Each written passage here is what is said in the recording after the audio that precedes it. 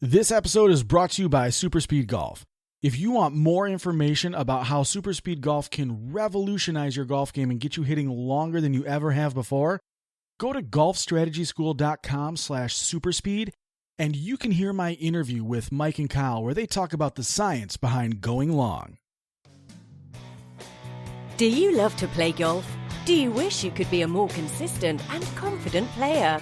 Well, you're in the right place. This is the Golf Strategy School podcast, where we discuss specific practice strategies used by some of the best golf instructors from around the world. Here's your host, Marty Griffin.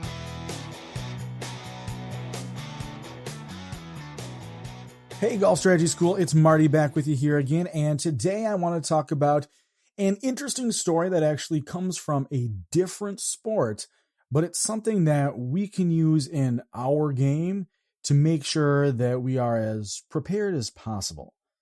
So I want to roll back the clock a little bit, all the way back to 2008. The Olympic Games were in Beijing, and Michael Phelps was going for the Mark Spitz record of 7 gold medals. And the race was the butterfly. And Michael Phelps, at the turn, I believe it was the 100-meter butterfly, at the turn, his goggles filled up with water. So he was swimming blind. And he was still able to not only successfully complete the race. I know if my goggles filled up when I was swimming, I'd be going sideways and zigzagged and everywhere. But he was actually able to still finish the race and still won the gold medal. It was ridiculous. And so after the fact, he had an interview with someone talking about how he managed to still successfully achieve in that moment with this kind of catastrophic failure of his goggles. And he talked about his kind of view of preparation. And his view of preparation is such that he looks at all the different things that could go wrong. And what he does is he finds the solution for all of those different things. So with this specific example in mind, where the goggles fill up with water, all right, the problem now is that you can't see how far you are. You can't see the markings on the pool, so you don't know how far you have to go. His solution to that was to count the strokes for him to go from one side to the other. He figured out at whatever time that so many strokes of the butterfly gets him from one edge to the other. And so he knew that even though his goggles filled up with water, he could still just do that many strokes and he would still complete the race. Now, we can absolutely just directly translate that to golf. One of the interesting things that I always like to talk about is how my dad used to make me practice. And he would take all these different situations and he would try and apply them to my game in practice. So we would take a cart at our home course because we played there so darn much. And we would just zip out to like the 13th or 14th hole in the evenings. And we would practice until we'd see a group come by and then we'd get out of their way. And one of the ways that we would practice, we spent a lot of time around the greens because, let's face it, that short game and putting is the most important part of your game because that's what you use the most often. And so what he would do is he would stand on one side of the green and he would just throw a ball over the green, usually towards a bunker, and wherever it stopped, that's where I had to play it. He'd make me hit all sorts of weird, goofy lies all around where that ball landed. And so what I learned was that I have this familiarity with these goofy shots. It got to the point actually where he would actually start throwing golf balls into the trees that would be just off the back of a green. And I would have to hit out of that really nasty, gnarly situation. That way, if I had that happen to me, I knew how to recover from it. And so we would do this. And it was nice and random because you don't know where the ball is going to land. We would practice all the goofy stuff, the steep downhill bunker shots. Those are extremely difficult to hit, but I got a lot of practice on them because I think he would kind of intentionally look for those goofy spots around the green. And then what he would do is he would say, all right, what club did you hit? And then he'd take the club away from me and he'd say, do it again.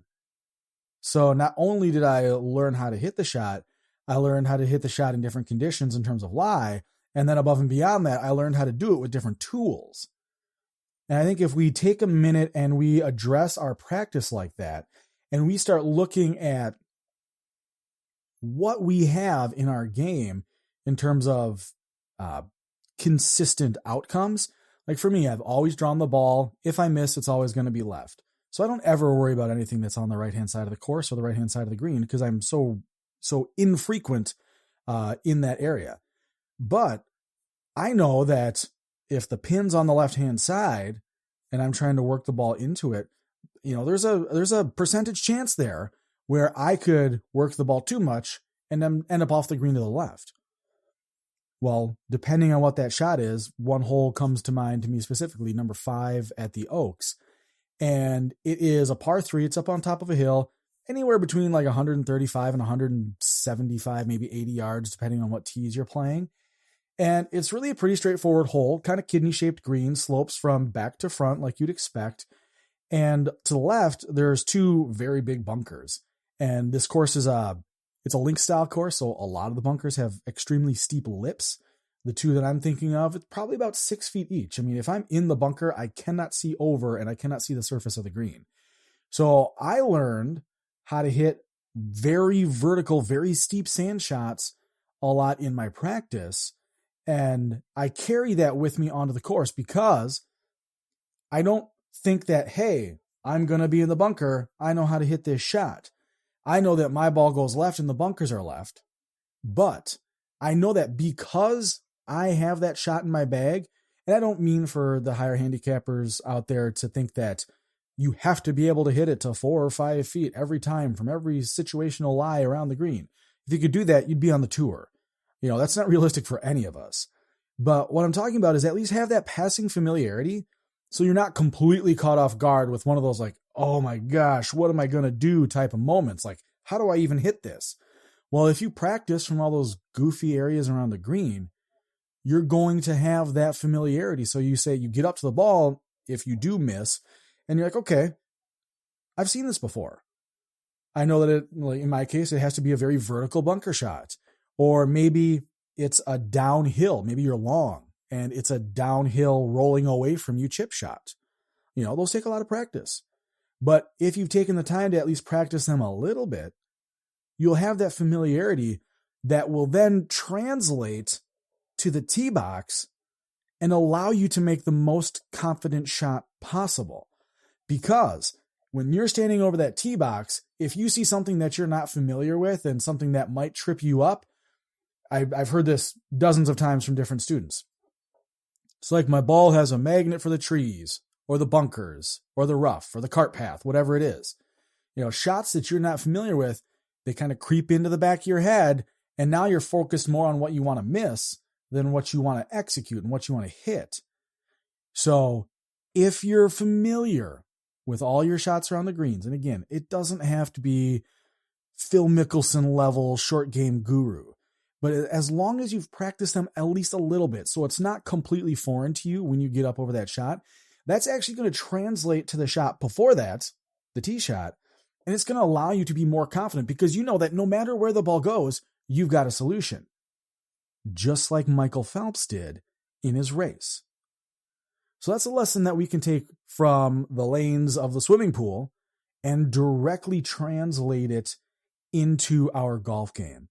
Now, if you would like a couple of fun games, I talked with one of our former guests in terms of what games he likes to play, and this is coming from Josh Boggs, a PGA certified instructor out of the Columbus, Ohio area.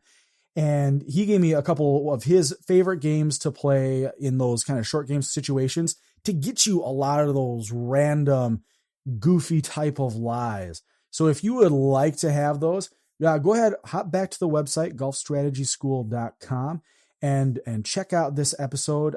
You can sign up for my email list, and I'll send you the 3 favorite games of Josh Boggs to help teach you how to be more comfortable and more familiar with your surroundings in and around the green. So until next time, everybody, I will catch you in the short grass. Cheers.